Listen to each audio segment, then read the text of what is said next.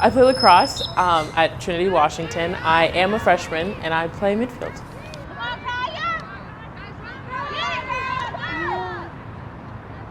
There are definitely challenges of balancing schoolwork and playing on the team. We're on the road a lot for games, so I do miss classes and have to do a lot of homework on the road. However, I find that teachers are very accepting of the fact that I'm playing a sport, and so they are much more likely to give an extension or do a little Zoom meeting on the road.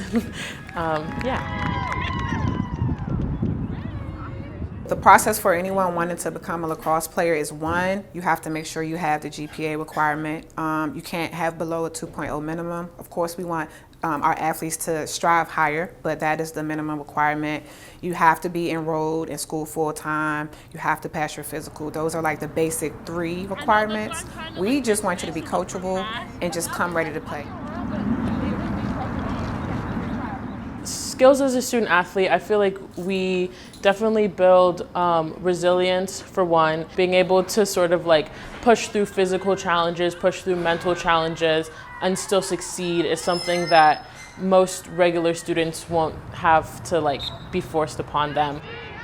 Always tell them, hey, get out your pencil and paper, because that's what I do, and write out what you're doing for each hour, and that way you have your time accounted for, and then where there's spaces you can say, hey, I can work a job for 2 hours here, or I could do study hall for a couple of hours here. I am super into my planner. I carry it around me basically everywhere, writing, this is I have this class and I have this work to do, but also this is when I have practice, this is when I have a game, so that I can schedule out my time, but also making sure that I schedule out time for myself and recovery so that I don't burn out on school or on lacrosse.